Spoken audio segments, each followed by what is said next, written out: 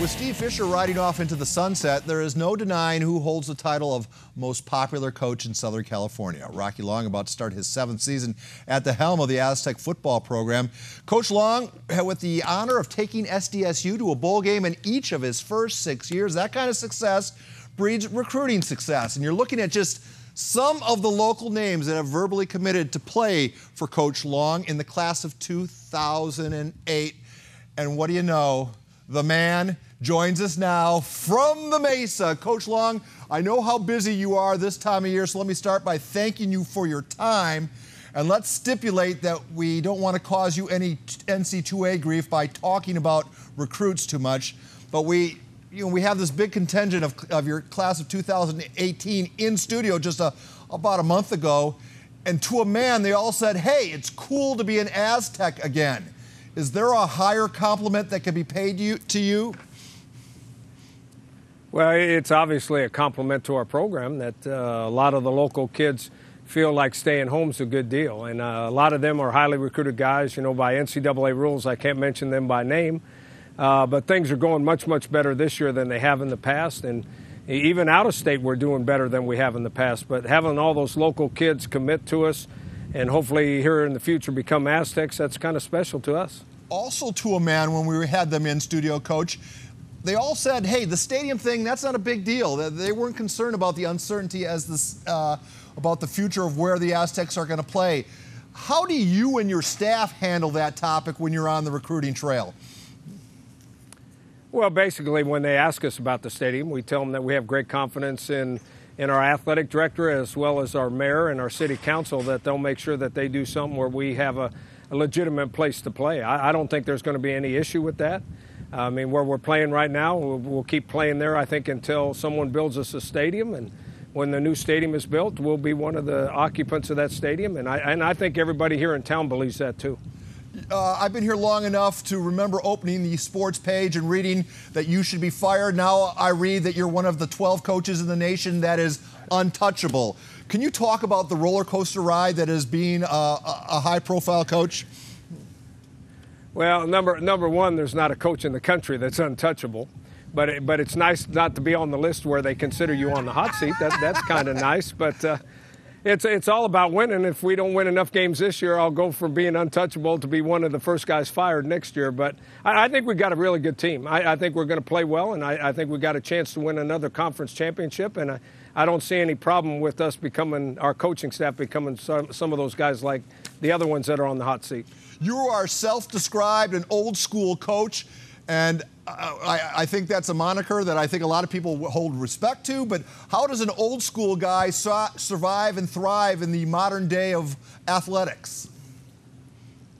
Well, I think I'm old school because I'm old. I mean, I grew up in a different era, and most of these guys we're recruiting now and coaching now kind of think I'm like their grandfather, but that actually works in your favor, you know. When I was a young coach, those guys thought they could talk back to me and all those kind of things. But now that I'm their grandfather, they don't even think about talking back to me. So it seems to be working pretty well. Now, the old school part is also what we do on offense and defense. And I think that gives us an advantage because a lot of people aren't doing that anymore. So when we play somebody, it's kind of new to them. You know, it's funny how you bring up the grandfather quote. Coach Long, on Tuesdays, the highlight of my work week is watching the tape of your press conferences. Most recently, you brought up the topic of how you handle social media. We're going to run a clip of that. I want to get your reaction to it. Take a listen. Well, obviously it is, and at my age, I don't know anything about it. So I have to make sure that I hire enough young guys on my staff that understand what's going on, and I just do what they tell me to do. Coach Long, for the record, your Twitter handle is Coach Long SDSU. To date, you have tweeted 13 times in your illustrious career. How about a 14th tweet saying how much you're enjoying this interview? Well, I'm enjoying this interview a lot, but in order to tweet that out, I'm going to have to go get someone to do it for me, which I will as soon as I leave here. If you want me to, I can get it done. It just will take a little while. I'll wait patiently, Coach. Hey, Coach Long, answer this question. Would Coach Rocky Long of today recruit Rocky Long, the athlete of yesteryear?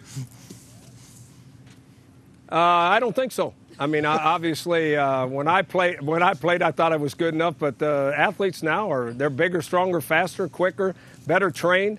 Now, if you talk about toughness, I think I can play still. But I think it's a lot more skilled game than it used to be. You have two daughters who either are or have coached. So there are three coaches in the Long family, correct? Well, there are, yeah. Mm-hmm. So what is my wife blames me? My wife blames me for that too, by the way. What is the best piece of advice you've given the other Coach Longs in your family? I haven't given them any advice unless they ask for it, and that's the best thing I've ever done. There's no reason giving another coach advice unless they want you to give them that advice. And one of them's a volleyball coach, and all I know about volleyball is you get 3 times to hit it to get it over the net, so I surely can't help her. And the other one's a basketball coach, and I surely can't help her either. I don't know the difference between zone and man-to-man, so the only advice I gave them is be themselves. We have a lot of high school coaches who watch us on a regular basis, Rocky. What is your advice to them? So some young guy who's trying to start a program in and around the county, you know the trials and tribulations they all face. Can you speak maybe a word of wisdom to help them? Well, number one, I really appreciate high school coaches. I think their job is very, very difficult with the young people they're working with and with the parents hanging around and trying to coach them themselves. I think it's a very, very difficult job, but I also think it's a very, very important job. And I would give them the same advice. They got to coach to their personality. Don't do it like anybody else. Do it like you want to do it. I heard a story from a local high school coach about back in the day when you used to referee at the passing camp hosted by SDSU. All the offensive coaches we talked to said that you and your defensive bias was so strong that you refused to acknowledge first downs. You always marked the ball short of the first down marker. Is that a true or false allegation? Well, that's one of those false allegations. I can't believe anybody would have said that. When I was refereeing, it was completely unbiased. I like the offense just as much as the defense. Okay, because there are some coaches right now that are rolling their eyes at that response, Well, I think they must have taken it the wrong way. All right, well, before we let you go, all iconic coaches have their signature strategy. Lombardi had the sweep, Eric Coryell, Walsh had the West Coast deal, Ryan had the 46. Yours is the 3-3-5 defense. In layman's terms, what makes your defensive concept so unique? Well, I think it's not as unique as it once was, but we always play with 5 defensive backs. Most people have a base defense, and then they'll play a nickel or a dime when they put extra DBs in the game.